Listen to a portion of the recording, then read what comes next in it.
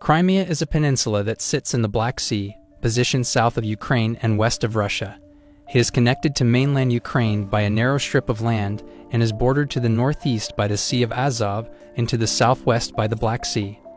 The region's strategic location between Europe and Asia has made it a hotly contested area throughout history, with various empires and countries, such as the Greeks, Byzantines, Ottoman Empire, and the Russian Empire, having ruled over it.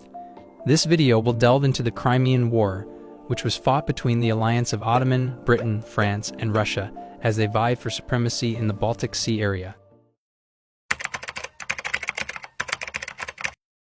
In the early 1800s, the Ottoman Empire occupied a large area that encompassed many countries from the Mediterranean to the Red Sea and extended to the Persian Gulf and the Black Sea, including Crimea. However, it was beginning to weaken, as evidenced by a series of events.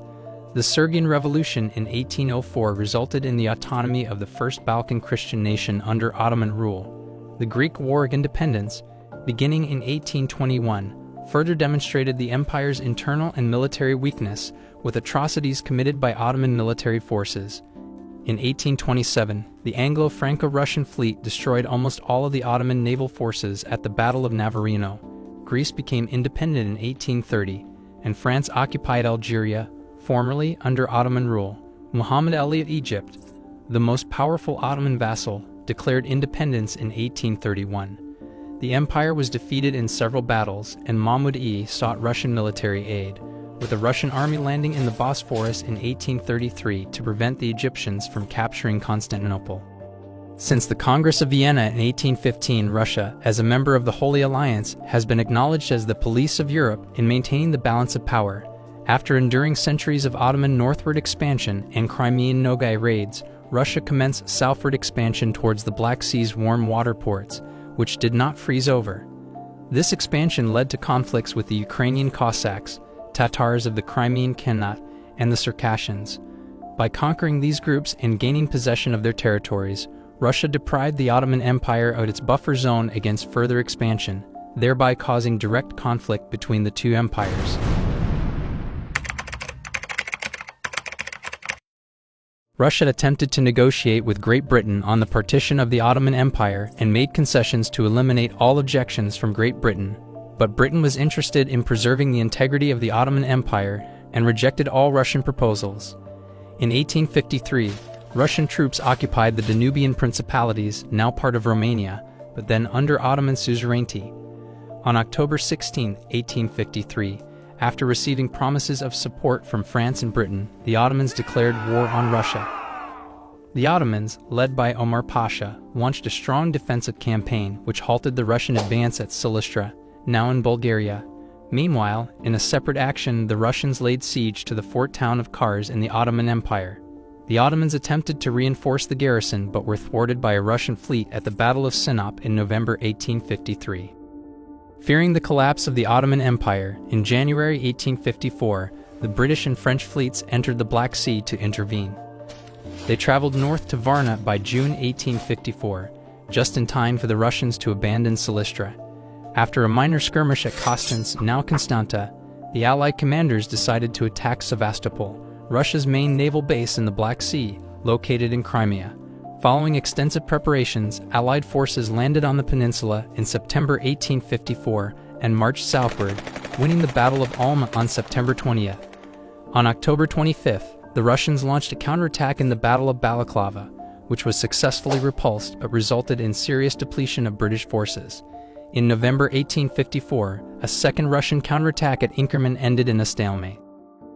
By 1855, the Italian Kingdom of Sardinia sent an expeditionary force to Crimea sided with France, Britain, and the Ottoman Empire. The front settled into the siege of Sevastopol, involving brutal conditions for troops on both sides.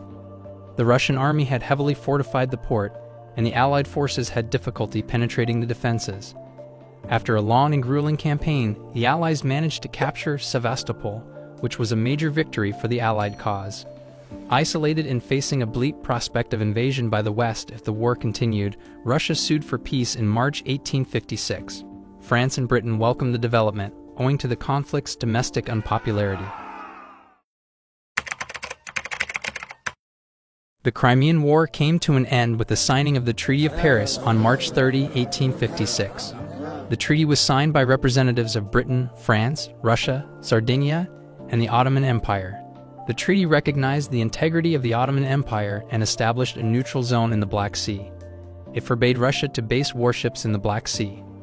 It also granted freedom of navigation on the Danube River and the right of the Ottoman Empire to protect its Christian subjects. In addition, the treaty recognized the rights of all Christians in the Ottoman Empire and established a commission to oversee the construction of a new Christian church in Jerusalem. The reasons for both sides to end the war were that they had reached a military stalemate, resulting in heavy casualties for the Allied forces and the Russian army. The conflict had also taken a toll on the economies of all belligerent powers and disrupted trade and commerce. International pressure was mounting, with several European powers becoming increasingly concerned about the escalating conflict in the Crimea. Additionally, growing public discontent in Britain and France with the government's handling of the conflict, as well as the poor conditions faced by soldiers on both sides, raised humanitarian concerns. These factors led to both sides seeking an end to the conflict and negotiating a peace settlement. The Crimean War was a significant turning point in modern warfare. It was one of the first conflicts to use modern technologies such as explosive naval shells, railways, and telegraphs, which fundamentally changed the nature of warfare. For example, the telegraph allowed commanders to communicate quickly over long distances, while railways enabled the rapid deployment of troops and supplies to the front lines. The Crimean War was also one of the first conflicts to be extensively documented in written reports and photographs. The reports, which were often critical of the military and political leadership, revealed logistical, medical, and tactical failures that had serious consequences for the troops on the ground. One of the most notable failures was the lack of proper medical care for the wounded, which resulted in thousands of unnecessary deaths.